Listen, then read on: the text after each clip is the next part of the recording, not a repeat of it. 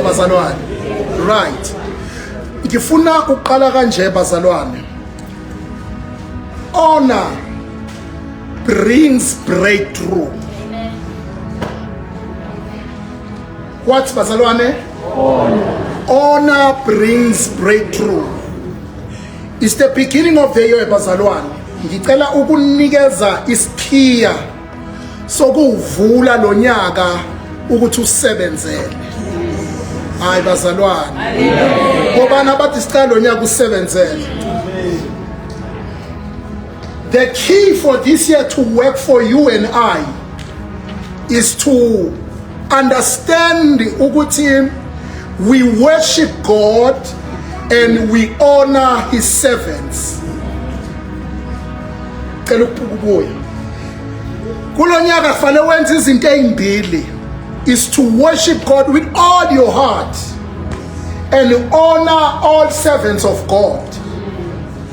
Chronicles 1st or 2nd Chronicles 20:20 lithi iBhayibheli kholwani uNkulunkulu nizoqiniswa bese lithi kholwani ngabaprofeti bami nizophumelela.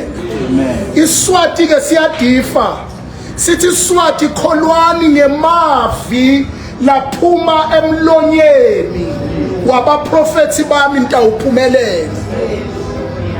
Lezulu lithi kholwa umprofeti. Leswati lithi somdlulile kulo mprofeti kholelwa kule mavi lawakhulumayo utawuphumelela. You have to bazalwane niqala unyaka nibe ne-excitement nisuke emakhaya ningene eminyango ukuthi umlomo kaNkulunkulu sozokhipha inhliziyo kaNkulunkulu kithi. Amen. Fanele bese uma khuluma bese thina lawo mazwi siyawakholelwa. Amen. Babukhumalo ayikho into eyodala i-change empilweni yabantu akusikumemeza kwakho okukhulu nokujuluka kwakho. Kepha thina nawe kufanele sidibane ndawana thize ezweni lakomoya. Fanele wena uma ukhuluma lokho uNkulunkulu akushoyo ngawe as a prophet. Thina bazalwane sifunde i-art yoku-understand ukuthi akusakhulumi yena sekukhuluma uNkulunkulu ngaye. So lana sizophuma sonke sigrebhile isimangaliso because our understanding kuzobe kungukuthi si-excited ukuthi uNkulunkulu uzokhuluma ngezimo zethu and ngenza sure ukuthi konke okukhulunywayo angikuphonsi kumakhelwane ngithi kuza kimi because God is speaking. Amen. Yes. What is a prophet? A prophet is a mouthpiece of God on earth. Umprofeti ngumlomo kaNkulunkulu emhlabeni. Ya mina ngisesowetho nalana ningizwa. Noma lo abehlala phasi kwethu. Umprofeti bazalwane umlomo kaNkulunkulu emhlabeni. You can't be able to listen to uThixo ungakazanga ukulisina umprofeti kaNkulunkulu. Meaning you have to honor the prophet and worship God. Once you have the ability yokwazi ukunderstand ukuthi siyakukhuluma umprofeti kaNkulunkulu, you are rest assured ukuthi lo nyaka lona le moto oyithandazele lo mshado awufunayo lezinto oyifunayo they will be delivered kuwe ungakapheli unyaka ka-2026 because we understand ukuthi uNkulunkulu ukhuluma nami ngomprofeti. Ithi makhona ngicela uvuke. Ngifuna niyibambe le. Yini mfundisi Khumalo elahlekisa isimanga kubazalwane? Yilento ebizwa kuthiwa is the spirit of familiarity. Umoya wokujwayela. ukhohlwa once wajoyena ayikho into oyireceive kumfundisi Khumalo. Usuke umoshe i-makeup, usuke umoshe amanzi akakho, usuke umoshe insipho wezesontweni, angeke uthole. Cabanga u-makeup yesontweni kepha ungeke uthole lutho. Because ingqondo yakho seyithi sengijwayele. Sengiyazi vele ukuthi sizobizwa manje solahlekelwe isibangaliso hlala ekhaya. Uma ungahlala ekhaya thola elinye isonto. Aningizwa ngoba lokuhlala ekhaya kukurong kakhulu mhlambe awuyazama uyofuna omunye umuntu ongeke umjwayele. Ngoba inkinga kaNkulunkulu akazehleli asebenze ebantwini. uNkulunkulu usebenzisa umuntu asebenze ngaye.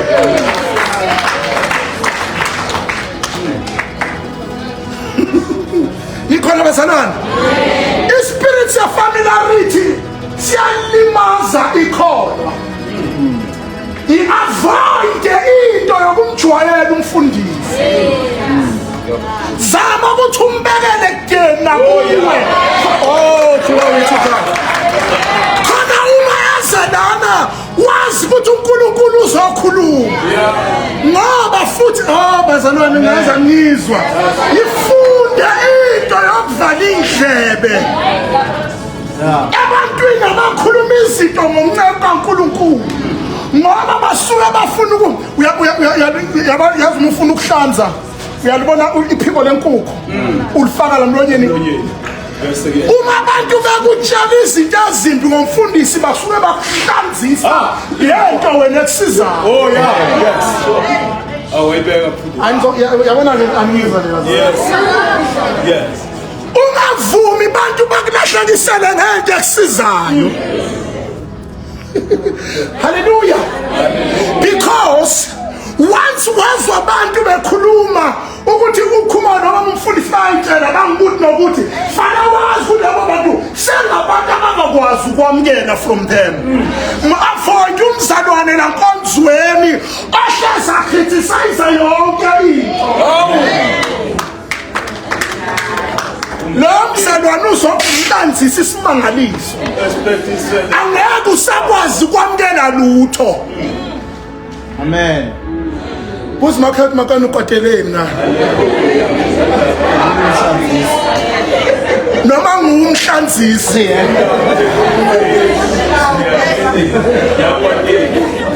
Noma ngumhlanzisi. Manje abantu abona nje ukukhumala bayabheka. Uyamhlanzisa noma uzela uzokwamukela. Ayisho wena usakhona ukwamukela hamba. Uyena wamukela khona. Lokuhlala ekhaya ukuba iTV. Bakhona abafundisi ba-TV uzoyibamba ukhathaze iTV. Because you can't come here and receive. Oh, fangela futhi. Yeah. And obunye alikho isoka enganayo bazalwane engenasici. Lo mfundisi ongcono no perfect no you know 100% yomthola spa 100% Jews.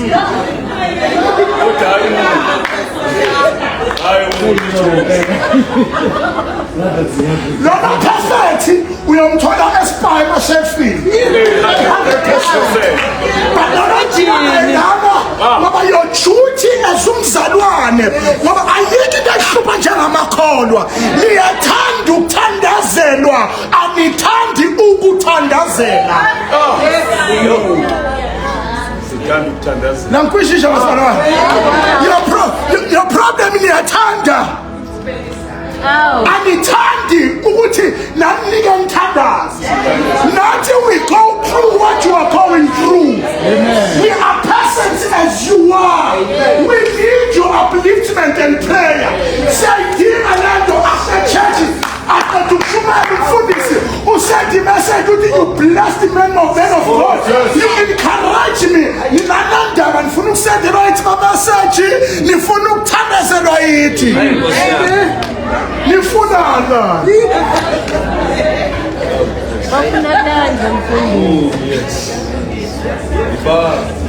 niyangizama vele manje hey nginempandla ngiceke inkosi uzawumila impandla solo ngimanda impandla bazalwane ngiyaqeda nikhona bazalwane nathi we need your prayers. We go through what you go through. Nayingane zethu ziyagula njengeyingane zenu. Nayingane zethu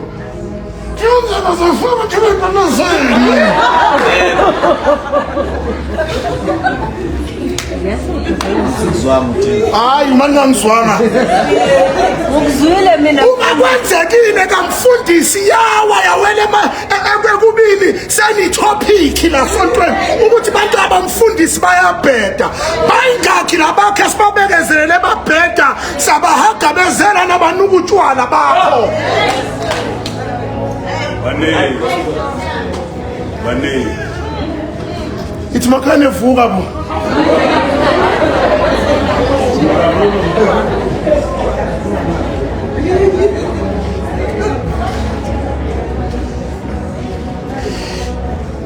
enye yezinto ezokwenza ukhumalo akhathale because akathandazelwa yena. Wena in your prayer uzuqeda ukhuluma ngezakhe inkinga awube uthi uNkulunkulu lo mfundisi ohlezi asikhulekela mphakamise meet him at the point of his needs. Hallelujah, yes. Because if azosuka ekhaya uNkulunkulu angakamithanga ama-needs akhe angeke abhodle uNkulunkulu up behind this pulpit uzobhodla ubuhlungu abuzwayo sidina siphuma nankonzweni singakabusisekanga because the man of God is dead. It's our job to protect the anointings.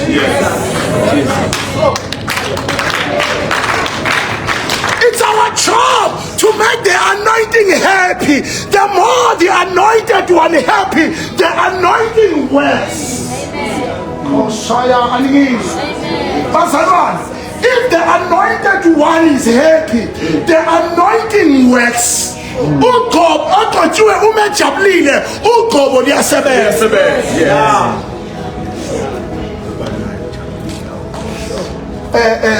Sengiyaqeda Nkosi yami ngixoleleni. Lento engikhulumayo bengawukhuluma 2 hours but ngicela nethi ningivulele mavesi ayi2 mhlawumbe baphuma ngiyaxolisa. ayi2 noma ngizofuna benginamavesi ayi20 but ngenxa yesikhathi ngenza wavula. Hebrews chapter 13 verse 17.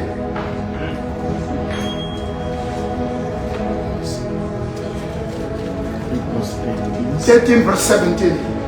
Ngicela uphinde ngibuze bayingakho abathi sifuna ukwamukela kulonyaka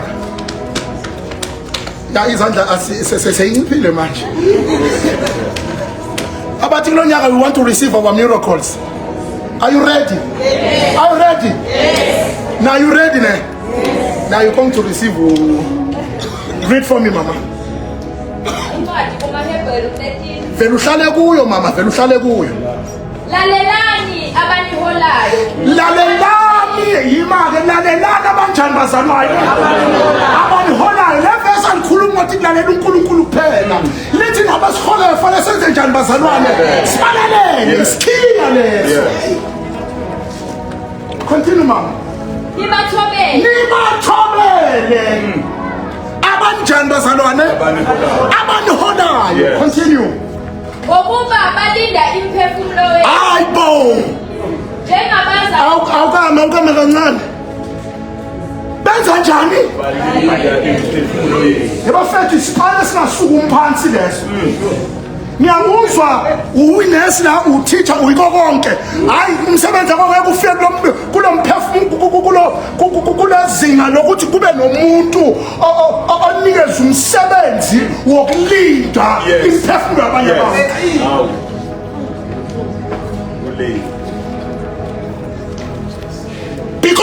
once you become a man of God, you are given a mandate ukulinda imphefumulo yabantu. Umsebenzi onzima loyo. Continue mama. Njengabaza kulandiswa ngayo. Hawu uyabona nje ukuthi iyancikiselwa lento esiyenzayo nje, iyancikiselwa. Kuthiwa nje basinigada sophinde singahlulelwa thina ngokuthina, siyohlulelwa ngokuthi sanilinda njani. Oh, laba bantu nabalinda kanjani? Maye sizolinda njani benisikwatisa sinesikwata maye mosimo niyayilimazi imishini yethu. Niyayilimazi imishini yethu ngoba manje niyasikwatisa nanzi izinto zokulalela. Sho ukuthi nihlela nithi naye lona utashikuma la sinaba. Continue mama, let me finish. Ukuze bakwenze lokhu ngokujabula. Hayi phinda. Ukuze bakwenze lokhu ngokujabula. Phinda. Ukuze bakwenze lokhu ngokujabula. Volume phinda.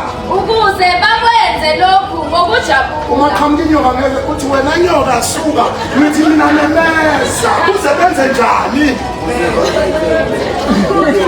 Memeza. Ukuze bakwenze lokhu ngokujabula. Phindi volume. Ukuze bakwenze lokhu ngokujabula. Sho ukuthi injabulo yabo incikile kuthi wena wenzani. Yes. Injabulo. Qhubeka. Matima. Bangabubuli. Angiva? Bangabubuli. Bangabubuli, meaning they don't have to complain. Bangacomplain. Once Khumalo wa complainer, ayikho flow ezokwenzeka la. Akunamuntu ozothola imoto la. Ngicela ukubheda kayi-1 bazalwane. Kayi-1.